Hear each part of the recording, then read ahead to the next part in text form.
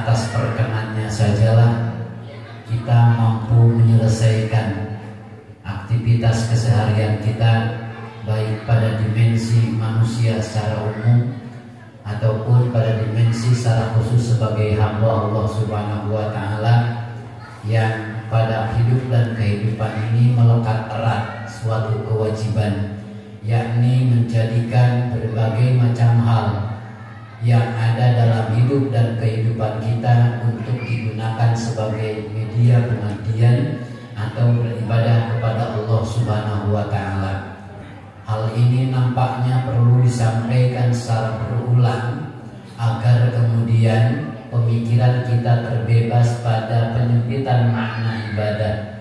Selama ini masih saja ada di antara kita yang memaknai bahwa ibadah itu hanya berada di ruang masjid dan ibadah itu hanya berada pada ruang-ruang ibadah mahdoh seperti sholat dan seterusnya. Sementara pikiran lain ketika kita melaksanakan aktivitas pada dimensi manusia secara umum jarang-jarang mampu menghadirkan bahwa kita sedang beribadah pada Allah Subhanahu wa Ta'ala.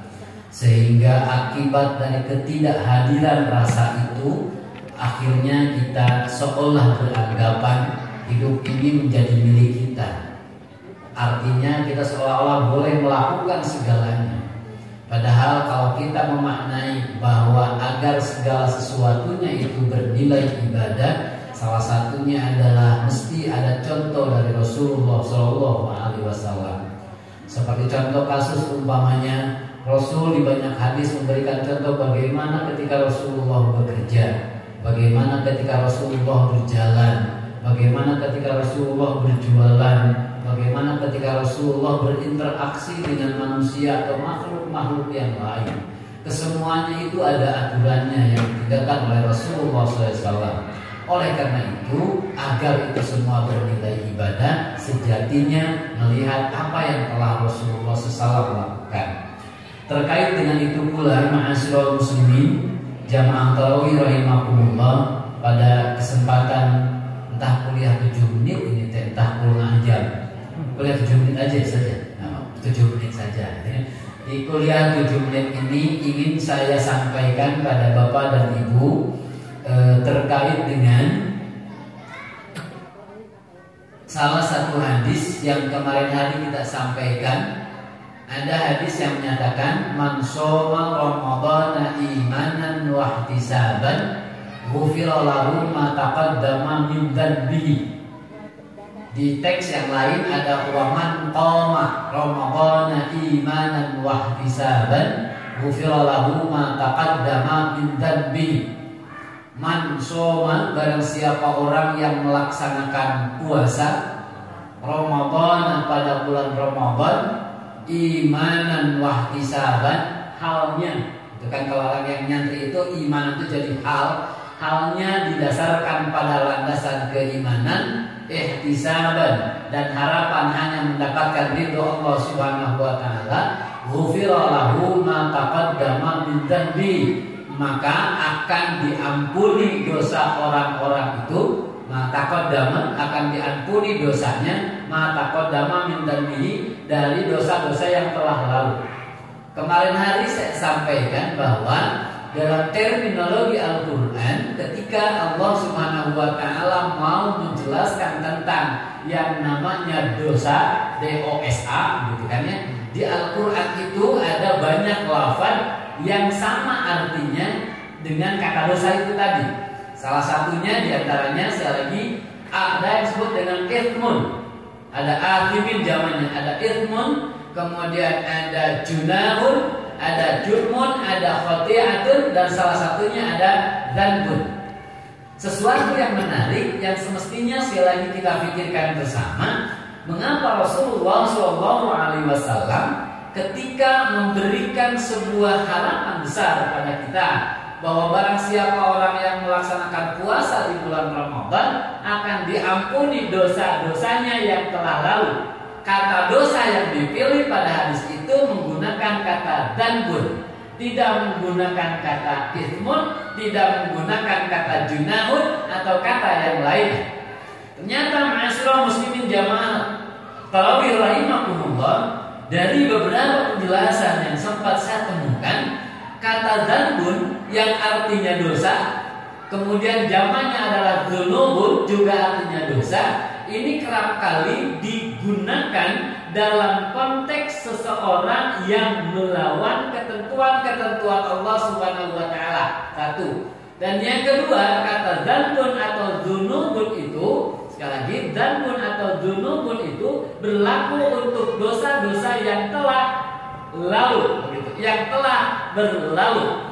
Dalam salah satu hadis diberikan penjelasan, maka ketika kemudian dalam hadis man shoma ramadhana imanan wa ihtisaban dipilih lafadznya adalah dzanbun, ini memberikan isyarat pada kita semuanya bahwa Ramadan ini sejatinya dijadikan yang pertama sebagai media muhasabah, media evaluasi atas perilaku kita yang telah lalu terkait dengan bagaimana perilaku itu apakah bertubrukan melawan ketentuan-ketentuan Allah Subhanahu wa taala atau tidak. Itu yang pertama.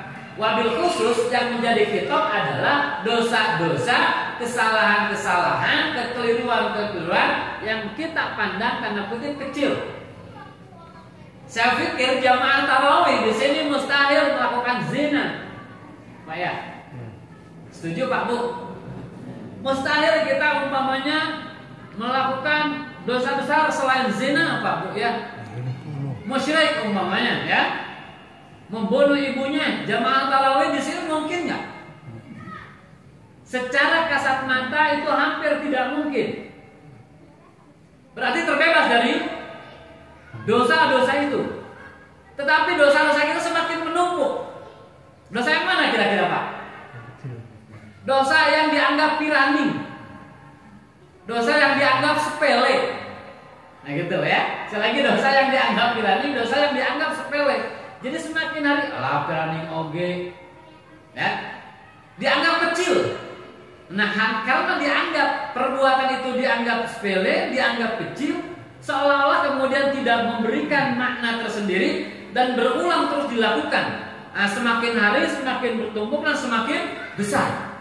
Nah itulah yang kemudian menjadi objek mata qaddama min dzanbihi. Oleh karena itu para bapak beserta ibu juga saudara sekalian, makanya dalam hadis yang lain tuh, terlepas dari validitas hadisnya dulu, 1 bulan Ramadan itu 10 hari pertama kita diklasifikasi sebagai hari yang penuh dengan rahmat. 10 hari kedua diklasifikasi sebagai hari yang penuh dengan maghfirah Allah Subhanahu wa taala. Kalau maghfirah itu tidak turun serta-merta, tetapi maghfirah adalah sesuatu yang harus diikhtiarkan.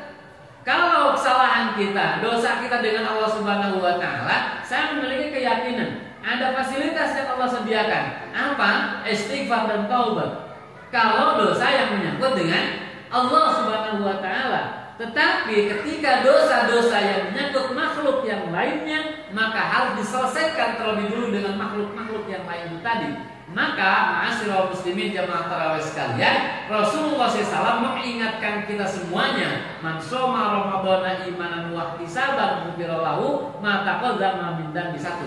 Yang kedua yang mesti kita pertanyakan, puasa yang mana? Ya, puasa yang mana yang kemudian pada gilirannya sanggup menghapus dosa-dosa yang telah lalu itu? Puasa yang mana Pak? Ya Bu, kira-kira ya. Kita akan sulit mendeskripsikannya.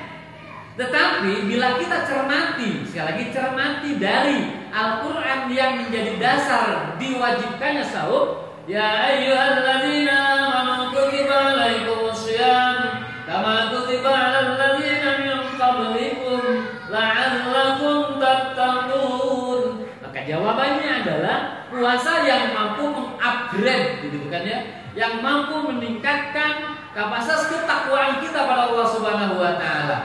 Makna takwanya kan dibatasi dulu tuh, at-taqarrubu ilallah biimtithali awamirihi wajtinabu an-nawahi. Jadi kalau orang yang dengan berpuasa puasa lantas kemudian meningkat intensitas dan kualitas mendekatkan dirinya kepada Allah dengan cara menjalankan segenap perintahnya dan menjauhi larangannya, maka hampir pasti orang itu akan terbebas dari yang namanya dosa-dosa di masa lalu itu. Jadi kata kuncinya adalah Ramadan yang mana, puasa yang mana yang mampu menghapus itu adalah puasa yang mampu meningkatkan kualitas proses pendekatan kita kepada Allah Subhanahu wa taala. Kalau kita cek ya syukur-syukur lah. Tapi sunat seleksi alam sedang berlaku Pak ya. Di Ramadan itu seleksi alam berlaku. Di hari pertama, hari kedua, hari ketiga gitu kan ya. Minggu pertama, minggu kedua, minggu ketiga. Di minggu keempat apa itu di sana berseloroh, masjidnya semakin besar. Masjidnya membesar apa jemaahnya? Nah itu sangat kontras kan. Nah saya pikir ini seleksi alam. Nampaknya wajar kita harus mempertanyakan karena kualitas puasa minggu pertama kita itu akan nampak pada prosesi pelaksanaan kualitas puasa kita pada minggu kedua. Kualitas puasa kita minggu kedua itu akan nampak pada pelaksanaan puasa di minggu ketiga dan seterusnya. Maka kualitas puasa 1 bulan kita itu akan nampak pada bulan Syawal dan selanjutnya. Jadi kualitas puasa hari ini tidak bisa dinilai hari ini, tetapi la'allakum tattaqun itu dinilai setelahnya. Bila sekali lagi faktanya ditemukan di mana-mana seperti apa yang kita temukan, nampaknya kita wajar mempertanyakan. Satu, yang kedua, para bapak beserta ibu, terakhir satu, ada hadis yang saya namakan itu hadis antisipatif dari Rasulullah SAW. Apa hadisnya? Kam min shaimin, sering Pak. Kam min shaimin laisa lahu min syiyamihi illa al-jum' wal 'awasu. Kam min shaimin, betapa banyak orang yang melaksanakan puasa di bulan Ramadan. Laisa lahu min syiyamihi, tapi tidak mendapatkan apapun dari proses puasanya, illal ju' wal 'atasu, hanya lapar dan hausnya saja. Saya memaknai hadis ini hadis antisipatif. Artinya jauh-jauh hari Rasul sudah menginformasikan akan ada banyak orang yang dalam menjalani proses puasanya masuk pada wilayah formality program. Gitu kan ya. Formality program hanya formalitas, hanya karena datang bulan Ramadan orang berhenti makan minum di siang hari, dilakukan itu semuanya. Mereka yang mana? Yang indikatornya yang tadi saya sampaikan. Begitu, indikatornya yang tadi saya sampaikan. Mudah-mudahan kita terbebas dari itu semua, karena itu sudah diwanti-wanti oleh Rasulullah. Kam min shaimin wa kam min qaimin, dan betapa banyak orang yang berdiri di malam hari melaksanakan tarawih tetapi tidak mendapatkan apapun dari itu semua, illa saharu wal humma, hanya lelah, lunglai, lemas dan seterusnya. Berarti kita wajar mempertanyakan. Kita masih punya rentang waktu. Sekarang malam berapa, Bu? Saya cross check itu ke ibu-ibunya. Biasanya karena yang pandai berhitung tuh ibu-ibu 22 Bu ya. Nah, 20 malam 22. Jadi kalau 1 bulan hitungannya 30, berarti kita masih punya 8 hari. Di 10 hari terakhir ini Rasulullah SAW mengajarkan kepada kita semuanya, perbanyaklah membaca doa. Konteks doanya kan diajarkan Rasulullah secara khusus tuh. Allahumma innaka afuwun tuhibbul afwa fa'fu anni. Allahumma innaka afuwun tuhibbul afwa fa'fu anni. Allahumma, ya Allah, innaka sesungguhnya engkau afuwun, maha pengampun, tuhibbul afwa, mencintai orang yang meminta maaf, fa'fu anni, oleh karenanya maafkanlah aku, ampunilah aku. Jadi Rasulullah sekali lagi mengajarkan di 10 hari terakhir itu perbanyak membaca doa itu. Berikutnya Rasulullah juga mensyaratkan di 10 hari terakhir itu kita wa antum akifuna fil masajid, wa antum akifuna fil masajid. Engkau beriktikaf di masjid. Terkait dengan ini, mudah-mudahan ada ustaz yang lain yang kemudian menjelaskan apa makna iktikaf, bagaimana prosesinya, apakah memang dia harus seperti 10 hari terakhir atau seperti di ruang sana di malam-malam ganjil saja umpamanya, atau ada hal-hal lain terkait dengan penjelasan itu. Itu saja mungkin yang bisa saya sampaikan. Sekali lagi Bapak dan Ibu mohon maaf bila kemudian terkesan tergesa-gesa. kita juga memahami betul kapasitas sebagai seorang manusia. Tetapi apa yang saya sampaikan mudah-mudahan dijadikan sebagai pengingat, refresh bagi bapak dan ibu yang memang memorinya sudah menyimpan apa yang telah saya sampaikan tadi. Bagi kita yang baru saja mendengar, itu anggap sebagai sebuah pengetahuan baru yang kemudian mesti kita eksplorasi pada kesempatan-kesempatan di ruang-ruang yang lain. Mudah-mudahan Allah Subhanahu wa taala mengampuni kita semuanya. Mudah-mudahan Allah Subhanahu wa taala memberikan kekuatan kepada kita paling tidak untuk menuntaskan ibadah puasa di bulan Ramadan ini, sehingga pada gilirannya kita masuk pada kelompok orang yang dinyatakan oleh hadis kayauma wulidathu ummi, seperti anak yang baru dilahirkan ibunya ketika kita melepas pergi ibadah Ramadan. Demikian, terima kasih, mohon maaf. Alhamdulillahirabbil alamin. Assalamualaikum warahmatullahi wabarakatuh.